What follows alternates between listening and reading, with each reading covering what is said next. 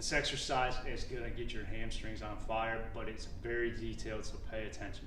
Single leg RDL with foot into the wall. So whatever side I have, or whatever hand I have the dumbbell in, I'm gonna take that same side leg, I'm gonna place my foot up against the wall. Okay, you can either have it placed with your foot off the wall, or you can keep your toes on the ground with your foot against the wall. Okay, so what I'm gonna do, and this is really crucial, look at my, I know it's kind of hard to see because I'm wearing all black up against a black wall, but if I'm going to try to exaggerate this where you see my left knee go out and you see the pressure in my foot shift to the outside of my foot, that is a no-no, because that's not going to be effective for this exercise. What you want to do is have that pressure on the instep of your foot, your big toe. Your knee goes in, so it's stacked right over your foot.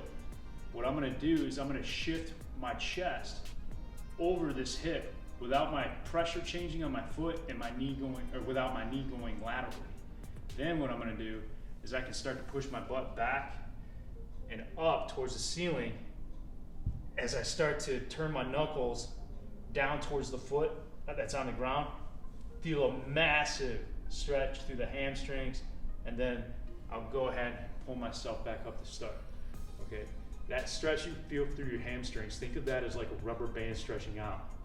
And when you get to the bottom, you release all that tension out of the rubber band and boop, you go back up, okay? So again, refresher. I'm going to distribute weight on the inside of the foot. Knee goes over the foot. I'm gonna shift my chest that way without that position changing in relation to my knee and my foot. Then I'm gonna take my knuckles, go over the middle of my foot while pushing my butt back and up towards the ceiling. Feel a lot of hamstrings, and then I go ahead and I come back up.